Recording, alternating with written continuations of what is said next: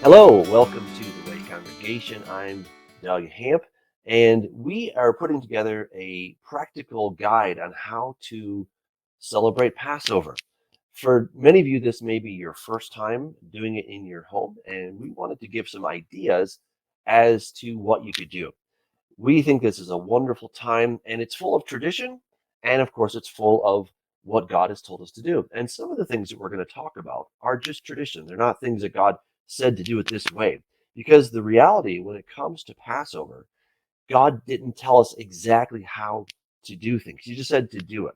So that leaves a lot of it up to us, up to our discretion as to how we want to do it. And I have Pastor Gary waiting. He's going to share with us some different ideas, some different traditions, some things that you could do in your home to make this time a really special time. Hagsameach Pesach, everyone. Thanks for joining me in my home, our home, Jeannie and I, as we get ready to celebrate Passover. Wanted to take this opportunity to go over some of the basics of this wonderful tradition. And of course, like any other tradition, we incorporate some of our own ideas into this as well. Uh, Passover gives you a lot of leeway in terms of how to make this a rich tradition for you and your family. What I want to do today is go over some of the basics of putting together your Passover table. So when you get ready for Passover, you have a guide that you can go by that helps you prepare. So to begin with, one of the most fundamental aspects of preparing for Passover is the telling of the story. Of course, that's what the Passover is all about, telling the story of the Exodus, remembering, recounting what happened 3,500 years ago to our ancestors as they prepared to come out of Egypt by the strong hand and the mighty arm of God. And we find that story on Passover evening in the Haggadah. This is a Haggadah that we'll be using for our Passover Seder. By the way, we're going to be recording a full Passover Seder that you can follow along with. Pastor Doug and I will be doing this, and you'll be able to click on the recording, and we can work along with you to follow, to take you through the Passover Seder. You can just follow along and enjoy that. But Haggadahs come in all kinds of shapes, sizes, length, and text. Here's a couple of examples of Haggadahs that I've accumulated over the year. We've got the Prince of Egypt Haggadah, the How to Survive a Family Seder Haggadah, and everything in between. So Haggadah, again, is your guide to going through the Passover Seder. So this is going to be something essential that you'll want to have. We are going to make this Haggadah available to you for a free download on our website at thewaycongregation.com. So you'll be able to go out there, download this. It's in a PDF, so you can either watch on your tablet, your phone, or your computer, or print it out for your family. And then you'll be able to click on the recording of the Passover Seder and follow Pastor Doug and I along word by word as we take you through the Passover. So again, this is just kind of the fundamentals on what to do to take care of setting up for your Passover meal. One of the first things that we want to do as a priest of the family is to be properly set up. Like I say, there's a lot of traditions that we can follow. One of the traditions that I like to do is to wear a kittle and a mitre. What a kittle is this really fancy a white gown. It's embroidered very nice, and then I take it a step further. I like to wear a mitre. What that does is it sets me apart as a priest of my family. So this is kind of this one time a year where it's really special to me and my family to be able to take that role seriously as the priest of the family and not just act the part, but look the part. So again, are some of the optional things that you may want to do. These are some of the traditions that we have here in the Schmidt household. Now, as we turn our attention to what's on the table, we have candles. Of course, we sanctify, we set apart the day with the lighting of the candles because this is a special day. And so my wife typically recites the blessing over the candles of Passover. The blessings will be in your haggadah, so be sure to look there for that. It's right there at the very beginning.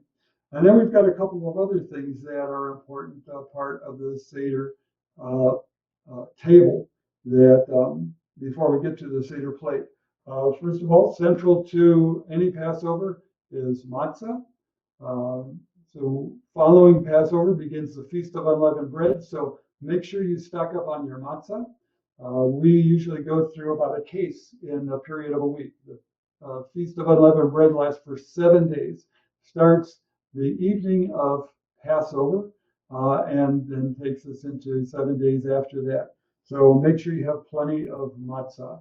On some boxes of matzah, you'll see they're kosher for Passover.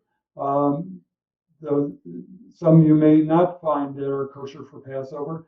I wouldn't get too hung up on that for now. So if you're scrambling in the store looking for matzah, or you get home and you say, honey, I brought home the matzah, and it says, this is not kosher for Passover. It's matzah. Don't stress. We have a pitcher and a basin that we use for hand washing. There are 2 hand washings that go on during the course of the Seder. So make sure that you have a pitcher, basin, and a towel to wipe your hands when you're done. Wine is a central part of the Passover Seder. Again, this is a bottle of Mogan David Blackberry. Again, sometimes you can find kosher for Passover wine, sometimes not. I wouldn't stress over it. The essential part is that 4 cups of wine are taken during the Passover Seder. And as you go through the Seder, there are significance to each of the 4 cups. So it's important that you have some wine, or grape juice is a perfect substitute too. If you don't like or have wine, feel free to do any of that. Some people ask, does it have to be red? No, you can use white. So there's a lot of leeway that you can use in conducting your Passover. Again, the idea is to look at the meaning of the Passover rather than get mired in a lot of the details of what exactly you should have, or one person does it this way or one person does it that way.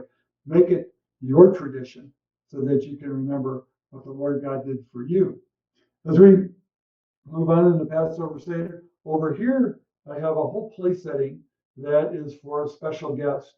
They have their own special Passover cup, their own plate, a little appetizer of matzah, and this is for the guest that we're going to be hoping shows up at every Passover. And of course, that is Eliyahu Hanavi, Elijah the prophet, and he is the central character in the Passover Seder.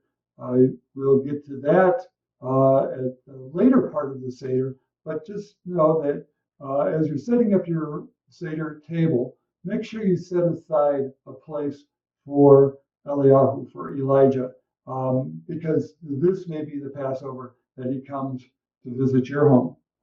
Now let's turn our attention to the plate for the matzah. So this is a simple plate. It has this really pretty pouch on it. We call it a matzah. What's interesting about this is it's a pouch that has different compartments in it. So it has 3 different compartments, and inside each compartment, you might see here that I put a piece of matzah. So there are 3 pieces of matzah inside this matzah, separated by a thin film of material. It's not important that you necessarily have a matzah. You can use a napkin or plates that separate matzah. What is important is that you have 3 different matzahs because there's symbolism in each of the slices of matzah that we have here in this matzah.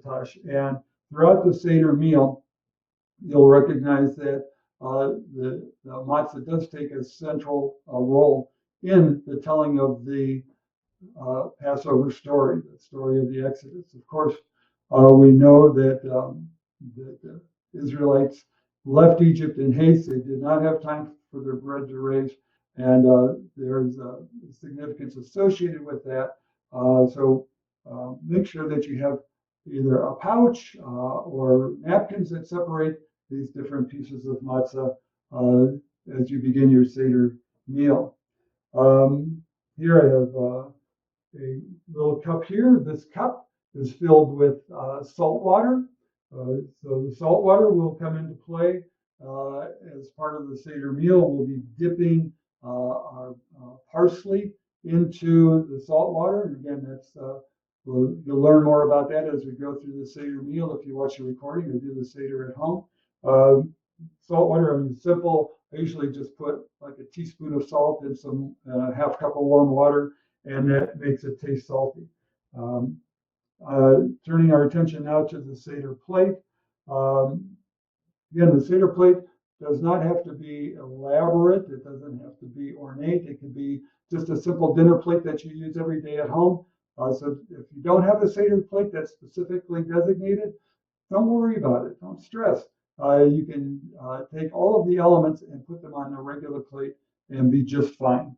So the elements that are on the Seder plate, though, and again, you'll find this in your haggadah.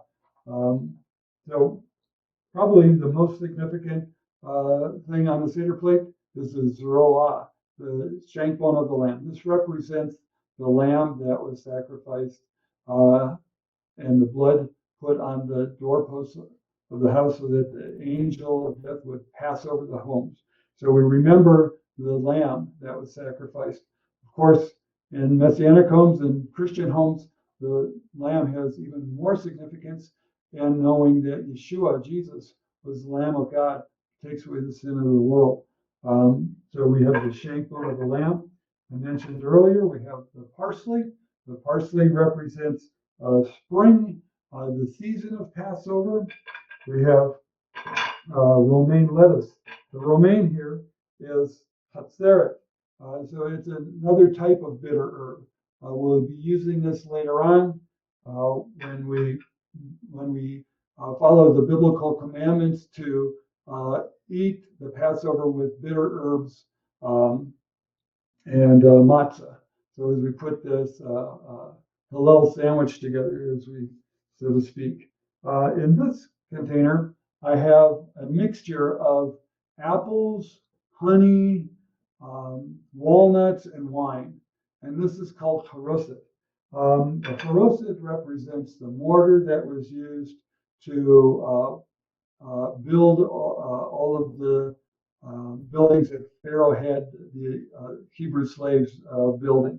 And so it represents our toil and our struggle. But this is a very sweet mixture because we are no longer slaves. We're no longer enslaved to Egypt. The significance of being redeemed and set free extends into our faith as being free from the bondage of sin as well. And so we can taste the sweetness of freedom when we take the haroset. And then lastly, we have a container here for another type of bitter herbs, which in this case is horseradish. I like to use this Gold's red horseradish. It's got a real bite to it, and it's a real pretty color as well. You can use any type of horseradish, or some people use horseradish root. And again, there's a number of various traditions that you can incorporate into your Seder plate. So red horseradish, white horseradish, horseradish root. You'll see other variations too. Some people won't use the romaine as the hatzeret. Some may substitute other types of bitter herbs for that, even substitutions for the parsley and so on and so forth. Another traditional element that is found on some Seder plates is the egg. And we don't, we've never really used an egg at our Seder plate. It represents the haggadah, the festival offering, and that was brought on the day of Passover. We just never used the egg. We focus really our attention, and again, this is the Schmidt tradition, our attention on what the essence of the Exodus events are and the significance that we find in Messiah Yeshua. Lastly, we have a special napkin here that is used for the afikomen. So the afikomen is the middle matzah that is taken out at a certain time in the Seder meal. We take out the middle matzah out of the matzah tash. We take it and we break it in two, and then the broken part is taken. It is wrapped up in this napkin. And again, some people have a really fancy pouch. I just have a simple napkin here. And it's set aside. At the time of the meal break within the Passover Seder, the leader takes the afikomen and hides it in the special place where it is later to be found by the children in the household and redeemed for a price. Again, we will pay attention to the significance of that when we go through the entire Seder for you in the recording that Pastor Doug and I will be doing. So that is about it. It's really simple to put together your Seder table if you take a moment to prepare. Make sure that you get to the store to pick up the necessary items, and you'll be good to go. Thank you for that very informative overview of what goes into a Passover dinner. And I think it's so important that people understand that, as you so clearly said, that that's your tradition. And this is the great thing, is that people can make their own tradition. You don't have to do this. We're not trying to adhere completely to Jewish traditions, though we appreciate the Jewish traditions, and we're grateful that they have traditions that we can model our Passover celebrations after. So we're very grateful for that, and grateful for you for taking us through that and giving a really good overview of what it looks like.